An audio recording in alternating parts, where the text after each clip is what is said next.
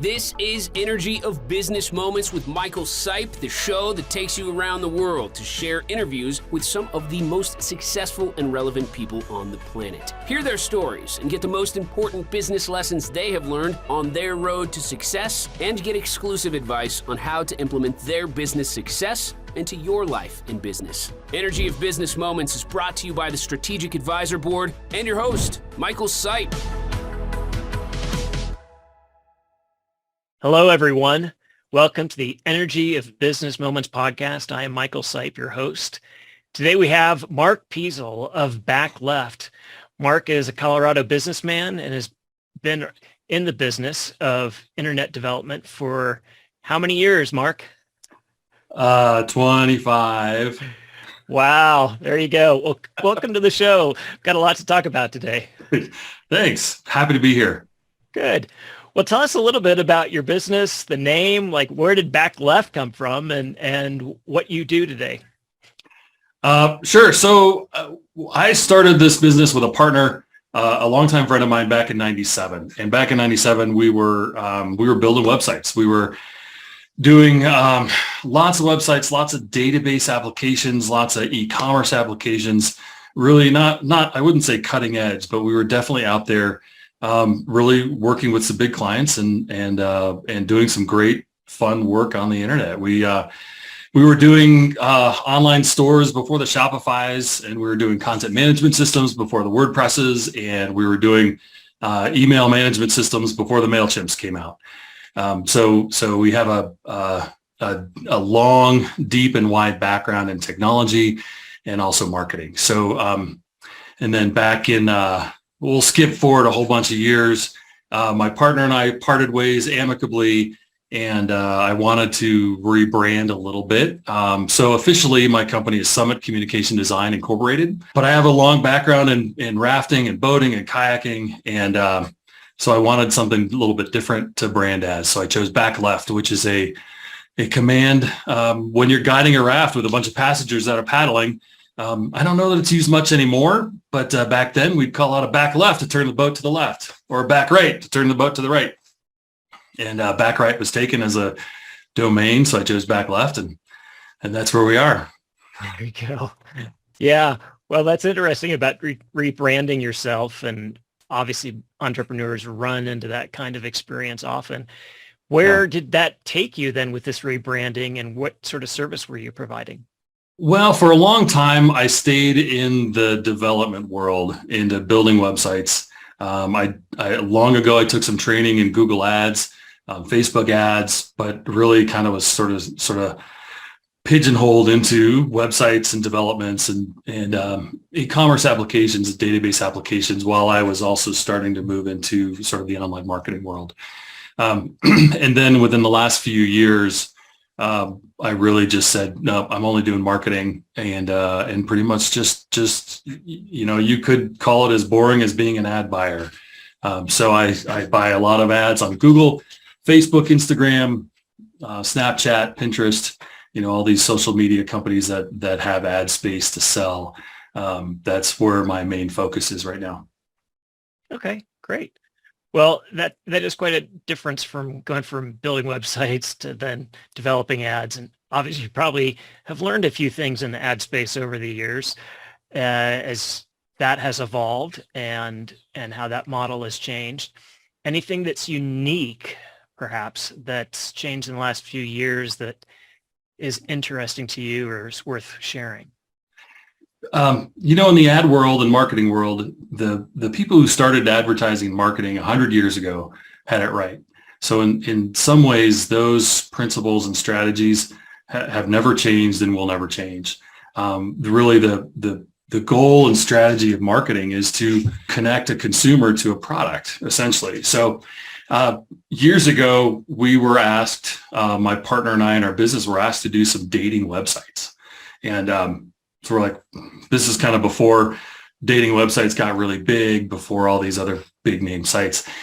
And we started looking into it. They had a couple specific niches based on some religion or spirituality concepts. And anyway, we went through those things. And at one point, I finally realized that marketing And anything you do with a website or marketing is like a dating website. All you're trying to do is promote the concepts or the attitudes or the qualities that you have or that your product has that someone else is interested in. So really, you're just trying to make that attraction, that connection between, in a dating website, it's person A and person B. In an e-commerce website or in a marketing world, it's person A and product B, or service or something like that. So really, those concepts have stayed the same forever, and I believe they really will stay the same. You're trying to make sure you're representing your product honestly and ethically, and to where someone's going to want to buy it. Because in a dating website, if you present yourself as somebody different than you really are, it'll never work.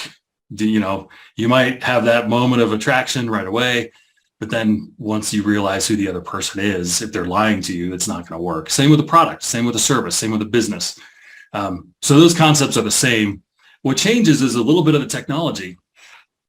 And, they used to say the web world, a year in the web world is about 6 months. And I think it's maybe even going a little bit faster at this point. So what we hear a lot of changes about, you probably heard a lot of the hubbub about iOS 14.5 and how much that caused problems. And it did. It disrupted a lot of things. But for those of us who were sort of in the world of marketing and advertising and web development before it became a pixel world, I feel like it didn't affect us all that much because you're not trying to fake your way into getting someone to buy something. It's really about honesty and presenting your product, what it really is. So that's how we've been able to overcome those technology changes that have made tracking a lot harder. But we were doing this kind of before you could track as well anyway. So my goal with the people I work with is not to try not to rely on those pixels too much, to really put yourself out there as you really are and let people be attracted to that product, that service, that person, the story of the business, all those things. Those are all very, very attractive and powerful marketing concepts. Yeah, thank you for sharing that. That's some really insightful advice from an expert who understands that marketing really fundamentally has not changed in however many years. It's the values, the qualities that are attracting that consumer to that product or that service, right? Yeah. Absolutely. Good. Well, thank you for sharing that. Well, obviously, in running a business, you can be an expert on things and you can have everything kind of figured out from what you want to provide. But from running a business perspective, especially as an entrepreneur, there can be some ups and downs, some highs and lows. And so energetically, we might talk about an attitude we have, which develops into a personality or a theme or an image that somebody might have of one's business. For you as running your own business, what's been maybe a low moment for you that really challenged you, and how did you adapt? I would say the hardest experience that we had in this business was back in the 2000s when we had the .com crash. We'd only been in business for 3 or 4 years at that point, and we had a staff of, I think it was about 13 in our company, and the phone stopped ringing. Just overnight, everything stopped, and that was difficult because my partner Steve and I had some decisions to make, really to close up shop like so many businesses were doing, or to really try to stick it out and go for it. And at that point, we decided to stick it out and go for it. The hardest part about that whole experience was we didn't cut staff soon enough, and we went into a whole lot of debt. And so my biggest recommendation to anybody who is having staffing payroll issues is don't put your payroll on a credit card. That seems pretty obvious right now, and probably is to everybody else who's probably thinking, "Oh, you dummy! Why would you do that?" And at that point, it was more important for us to make sure our employees got paid, even if we were letting them go, to make sure that we honored our commitment to those employees. And so we did. We took on a lot of debt that took a lot of years to pay off. But I feel like it was a learning experience. And again, I would say if anyone's battling that challenge of needing to meet payroll, don't put it on a credit card.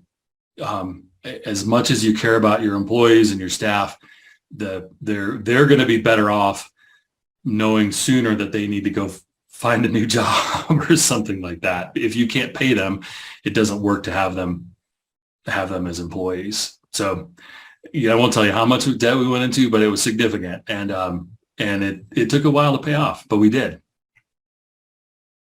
Wow, that's a really good story, Mark. And what I, hear in that is there's sort of that ownership piece of owning or feeling responsible for the employees' well-being. And obviously you guys cared about your employees so that you didn't want to, underpay and honor that commitment. And so energetically you kind of bonded to that. But I think what was really interesting was how you identified that maybe transparency is the better thing with your employees when things start getting challenging. And what I have noticed is when companies are more transparent and challenges are presented to the employees obviously are going to have a sense of fear, but there are a number of them that if they value the company will step up and offer potential solutions to include like, hey, I'll take a leave of absence, or hey, there's this other company that maybe we could partner with. They provide a different angle that maybe the owners hadn't really thought of. So how true do you think transparency would have been for you in that situation, or anybody else maybe in that situation? That's a good observation. I think transparency is key. I think early on in our business life, and we started this pretty quick out of college, and honestly, we really didn't know what we were doing. We were like, hey, let's start a business. Okay, great. And I think we felt a little bit like we have to, lead from, and we don't want anybody to see the cracks. We don't want anybody to see the challenges we're facing. So I also think that's not a great strategy, because I think the more you can be open with your employees and honest with them, I think you're right. They're going to, some of them are going to come back and say, great, how can I help? Because they don't want to lose their jobs either. They want to stay employed. And if you're good people and they like you and you treat them well, those are valuable employees. And one illustration of that, we hired a salesperson, who we said, here are your goals. We need you to sell X amount per month, blah, blah, blah. Excuse me again. And if it doesn't, then we'll revisit it every month and see where you are. And it was maybe 2 or 3 months. And I don't know. I don't remember how long it was exactly, but she hadn't sold anything. And she was making phone calls. She was dialing for dollars. She was doing everything she possibly could to make some sales, but she couldn't. And that's kind of another story.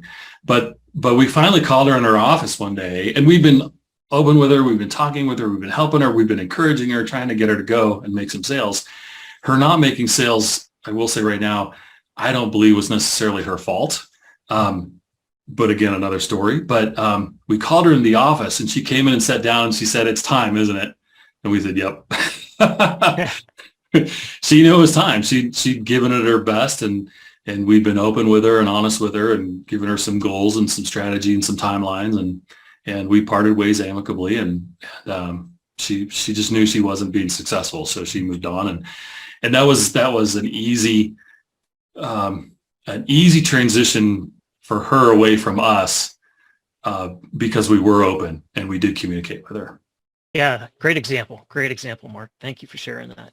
Well, there's a pivot. How about sharing with us a little bit about maybe a high moment or a high, phase in your business that energetically you're just like coming to work every day going, man, I can't wait to dive in here. Or maybe there was that one key pivotal moment with someone where everything just shifted after that. Yeah. I'll try to share a couple quickly because there were a couple. One of them has to do with all this debt we got into, that it became my driving goal to pay that off. And so while my partner and I were together, we would take every dollar that came in and apportion it properly so we could continue to get paid enough to live off of. But we put every dollar we could into paying off this debt. And as it got closer and closer, it just felt better and better and better. And I still remember those days when I wrote the last check to a US bank credit card. I'm like, this is it. It's done. And it felt so good. Even now I get chills thinking about those times of paying that debt off, and over and over and over as we paid off and consolidated, it just became like a weight being lifted. And it's a weight that I don't recommend anybody have or take on. And then since then, I've run really debt free. I mean, I don't want to take on any unnecessary debt at all. And probably the next important thing that I've learned is how to say no. And because I was doing work that I wasn't excited about, so I'd been doing web development and database applications and working with programmers and developers and stuff for so long that it just felt like I needed something new. And that's when I was really moving into the full-time head buying world. But I'd still get calls from people say, hey, can you build this website for me or something like that? I'm like, oh, okay. So finally being able to say no. And I remember I had this project that was going on. It was a big project. It was one that I didn't really believe in. So I didn't have the passion behind it, which is sort of another thing that I would say is only take on projects that you believe in or are passionate about, or projects that you believe will work. And it was in this transition of development to marketing, and I finally realized I can't do it. So I gave it up. I stopped at mid-project, or I quit mid-project, which I don't really like to do. But I had a programmer that was doing most of the work, and I essentially sent the programmer with the project, so the client was taken care of. But it wasn't anything that I could do anymore. And that was another thing that was super freeing, to be able to say, no, that's not what I want to do. And then I hired a business consultant that I work with occasionally, and he helped convince me to be able to say, no, I'm not doing those projects anymore. I'm going full into the marketing world, which does excite me, which does get me back to work every day. Because I'd love to see how clients can be successful. I love the challenge of getting ads out there on Facebook, and even now, if you can, get a 2 or 3 or 4 or 5 return on ad spend, is fantastic, especially these days. And so that's my goal. That's what drives me is how can I make these ads? How can I make these clients more successful, and being able to say no to the stuff I don't like to do. Oh, that's a great, Mark. When I, work with businesses on my side of the house, what I find is that sometimes at the lowest sort of energy level, it's the one of sort of retrenchment or frozen into inaction. And then the next level up is like, okay, we're just going to fight this, or we're going to power through it. And so when you're taking on clients for work that you really don't like to do, you're going to have to power through it. Right. And maybe you need it to pay a bill or two. And so it's totally fine to do so. But for a longer term phase, it's not sustainable. People burn out. Right. And so for you to set those boundaries and say no, and then go into a space where you're feeling passionate and are excited about your work, you start getting up into the higher anabolic energy levels. And that is sustaining. It does motivate a business. It does motivate an entrepreneur. And when those bad things happen, you drop back down a little bit in energy. That's okay, because you've been building and conditioning or rewiring your brain, if you will, to one of, I'm always doing work that I'm passionate about. Right. And yeah, these speed bumps will come along. So for you, would you say that's pretty accurate in that as you've moved into this newer space, that it just makes running a business that much more enjoyable for you? Absolutely. It really does. It makes it so much better because the development stuff, it just doesn't excite me anymore. And even now when I still have these some legacy clients and people I've had for a long time that I do support on some development and things because again, I've had a client, I work with now for 22 years, one of them, and we built their websites and we do the marketing, we do the SEO optimization for them, and I still do some development. So, and those are ones I like because I like the client, I like what he does, and I like our relationship. And so I will keep working on some of those things, but I also do bring contractors in occasionally to help me out with some of that. But it is really about doing what you love and doing what you like and being able to draw those boundaries. And initially you have to draw them in the sand because that line moves a bit. And then as you really stay focused on what you really want to do and what you're really good at, those lines become more in stone, and it's great. I highly recommend everybody learning how to say no. Yeah. Well, that's great, Mark. But what's interesting too, when you say and talk about the no, is sometimes we're told, okay, well then do the downsell. Like what's the next thing you can sell them when you say no, so you don't walk away without money. Right. And a lot of entrepreneurs feel that pressure, but that's not necessarily the case. What I heard with you was, if somebody came to you that you valued what their business was, your no is a no, but there's also a but. But here's somebody else I know that can help you out with that. So you were coming at it from a perspective of, yeah, I'm not going to take on that challenge or that work because that's not my space. But you're also providing an opportunity for somebody else to have that yes. And in effect, maybe it's a referral partner relationship and maybe you get some money out of it. But really what you're doing is you're building trust with your customer base and client base. And that can only benefit you over the long time. Absolutely. I don't like to see a client go away without a solution. And if I can help them find a solution or direct them to a solution, that's great. And I will, that said, I'll talk to anybody also, because you never know what's going to come of it. And I like to talk to people. I like to share what I do. I like to learn about their business. I've learned about so many different businesses over the years, and touched on just almost any kind of industry you can imagine, from watches, the first early calculators on watches to auto racing and toys and leather repair and all this kind of stuff. So I like talking to anybody, and you just never know what's going to happen. I talked once with a woman who I'd gone to college with, who worked for a little nonprofit in St. Louis, and a nonprofit healthcare. And so I did some work and website work for them years ago. And turns out her husband owned a big business. And so I got connected to her husband and started working with his agency. So anyway, that's why I love talking to anybody, because you never know what's going to happen. You never know what solution you can provide in terms of actually providing the solution or giving them direction to be successful somewhere else. Yeah, fantastic advice, Mark. Thanks for sharing that piece. Now, Mark, obviously you've got some great advice. We hear this on the podcast, but sometimes we wish we could talk to somebody else. So if you could meet and speak with anybody, deceased or living, who would that be and why? Well, I've already met Bruce Springsteen, so that was a high point. Granted, I didn't get to talk to him very much, but that was fun.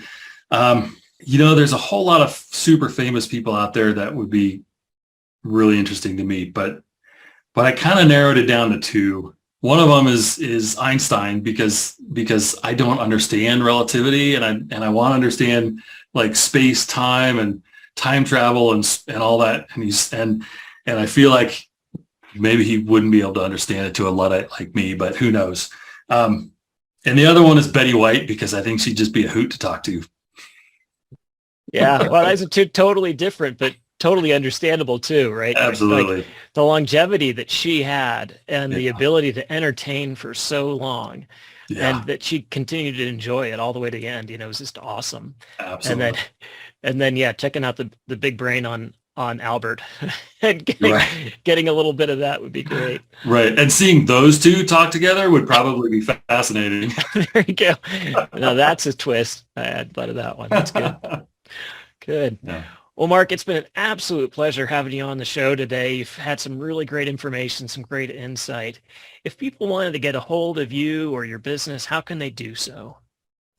I would say just, my website is backleft.com, all one word, no hyphens or anything. There's a form there. My phone number's there. You can shoot me an email, give me a call. I'd love to talk to anybody. Especially if you've got some marketing challenges you're facing, I'd love to chat with you about that, because we've been very successful in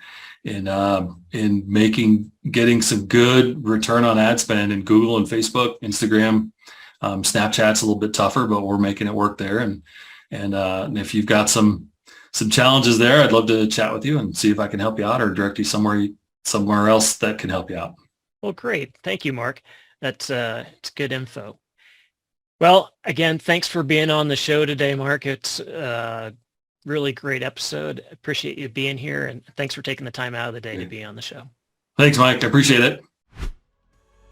Thanks for listening to Energy of Business Moments with your host, Michael Sipe. Please leave your feedback and visit strategicadvisorboard.com to get the latest and greatest business advisement on the planet. Follow us on social media for updates, and we will see you on the next episode.